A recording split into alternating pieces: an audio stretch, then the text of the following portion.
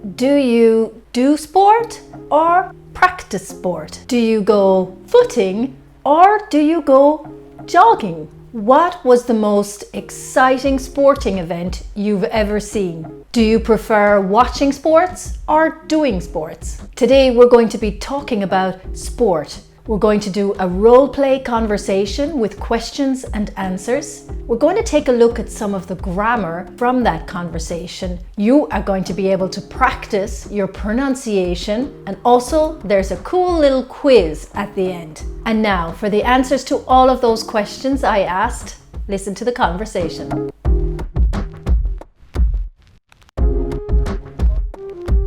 What sports do you do? It changes. But the one sport I keep going back to is running. These days I do a bit of Pilates. I surf a little bit when the conditions are good, and I play paddle once or twice a week. How often do you do sport? Again, it varies. I try to do something every day. If I don't feel like going for a run, I might just go for a walk. But sometimes I don't manage to do anything because of work. Have you ever won a trophy or a medal for a sporting activity? Yeah, when I was young, I won a lot of medals in school for running. And more recently, in my 30s, I won some trophies hang gliding when I used to compete in Australia when I lived there. Have you ever been injured doing sport? Yeah, there were different injuries depending on the sport. The most serious injury I had from running was shin splints. And that's not very serious. With surfing, I got knocked on my head a few times with my board, but the most dangerous sport I've ever done was hang gliding. I broke my arm twice and my wrist once. And I've put myself in some scary situations. Do you prefer watching or doing sport? I would say I prefer doing sport because it makes me feel better than simply sitting on the couch. But I come from a family that loves sport, all kinds of sport. I grew up watching football, Grand Prix, golf, horse racing, you name it, sport was always on the TV. The only sport I watch nowadays is surfing. What sport could you do when you were younger that you're not able to do now? I don't think there's a sport that I'm not able to do now that I was able to do when I was younger. There are just sports that I choose not to do because they don't interest me anymore. For example, when I was younger, I ran a marathon, but I have no interest in running another one. What's the most exciting sporting event you've ever been to? You know, I don't go to that many sporting events, but I remember going to watch an All-Ireland football final when I was a teenager. My home county, Cork, was playing. There would have been at least 60,000 people in the stadium. I remember the atmosphere was electric. Do you think there are good sporting facilities in your town? Where I'm living now? Yeah, I'm in the southwest of France and it's big rugby country down there. So most villages or towns have rugby or football pitches. Of course, the biggest sporting facility we have available to us down there is the ocean, the Atlantic Ocean. A large part of the population do some kind of water sport, from surfing to the sport of surf lifesaving, kayaking, kite surfing, you name it. A lot of the oldies take daily dips in the ocean, rain, hail or shine. Do you think physical education should be compulsory at school? Absolutely, even for kids who are not into sport. But I think it's crucial to offer kids a variety of sports. Not everyone likes football or basketball. I think sport and physical activity are so important because it's good for our physical and mental health. If there was a sport you'd like to be really, really good at, what would it be? At the moment, it would be paddle. I started playing 4 or 5 months ago, but I'm quite hooked on it. And when I watch the talented players, I want to be just like them. Now, I wanted to give you some extra vocabulary around different types of sport and what verbs we use for each of these particular sports. So we use 3 verbs primarily when it comes to sports. These verbs are do, go, and play. And as you can see in this table, We have do, and do is normally used for non-team sports, like individual sports, and sports without a ball.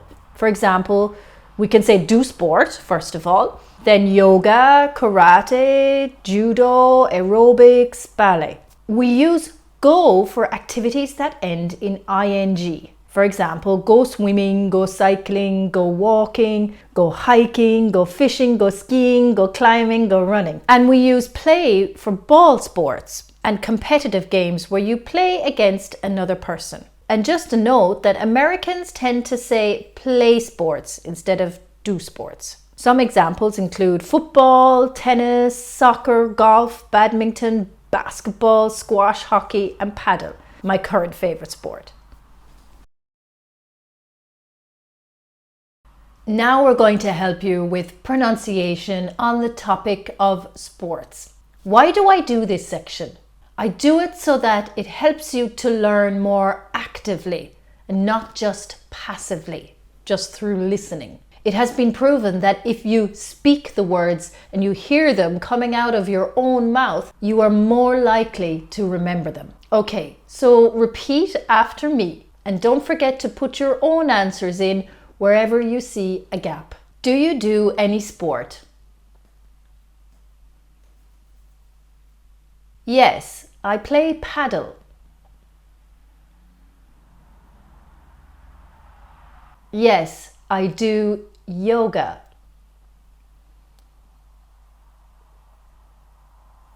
Yes, I go running.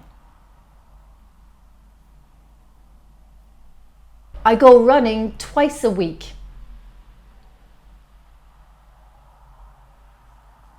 Have you ever been injured while playing sport?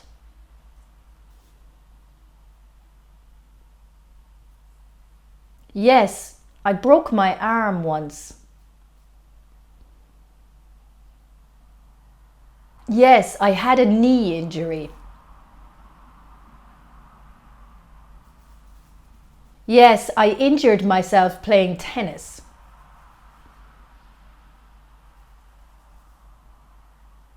I only ever had minor injuries, nothing serious.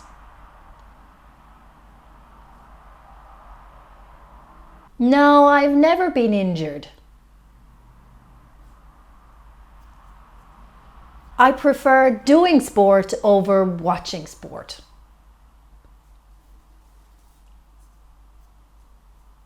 I never won anything playing sport.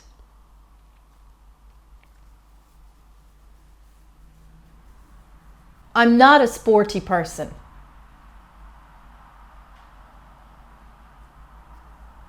I love watching ice skating on TV.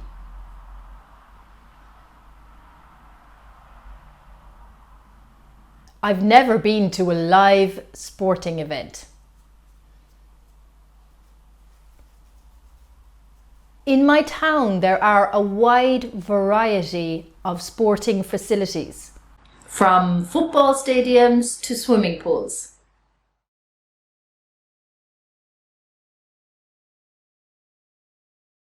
I would love to be good at paddle.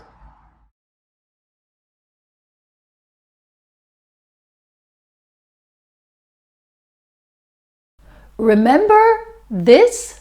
What sport could you do when you were younger that you're not able to do now? I don't think there's a sport that I'm not able to do now that I was able to do when I was younger. Today we're going to be talking about the verbs of ability. Can, could, and be able to. First, let's talk about can. We use can to talk about something that is happening as we speak. For example, look at me, I can do a cartwheel. We also use can before passives. My lessons can now be downloaded from my website. And we use can when the meaning is know how to. Can you play guitar? Or do you know how to play guitar? We use could and couldn't for general abilities in the past. Now, what do I mean by general ability? It's something that you have learned one time that you are able to do again and again. For example, riding a bike or swimming, learning to read, or learning a language. I could swim when I was 5. I couldn't speak English until I took English classes. My dad couldn't play guitar. I could ride a bike when I was 10. Note that we can also use the be able to structure in any of those sentences as well. Now let's take a closer look at be able to. We use be able to when we're talking about a single achievement in the past, not a general ability. So we can use be able to or manage to. They're both the same thing.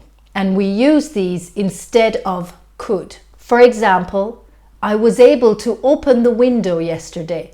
Not I could open the window yesterday, because it's a single achievement, not a general ability. She swam strongly and was able to win the race. Not she could win the race. However, in the negative, we can use couldn't wherever we want. So we can use couldn't or wasn't able to or weren't able to. Let's look at some examples. I wasn't able to open the window yesterday, or I couldn't open the window yesterday. So single achievement or general ability in the past, we can use couldn't anywhere.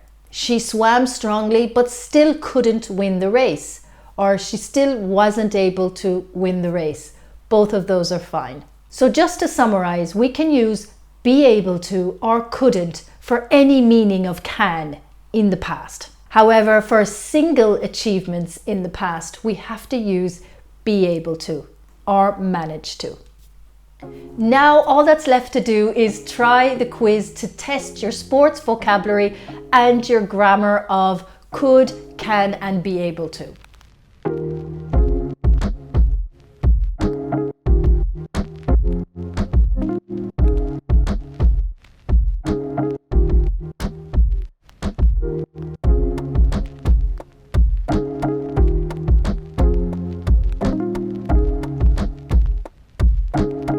So how did you go in the quiz? Did you get a few wrong? It doesn't matter. Go back and try it again. And if you have any particular questions on the subject of can, could, be able to, ask them in the comments below and I'd be happy to answer them. Thanks for joining me again for my 6th episode of my intermediate series. I hope you're enjoying them. If you are, click on like and subscribe to be notified whenever I post a new video, which is once a week. Thanks for joining me and see you all again next week.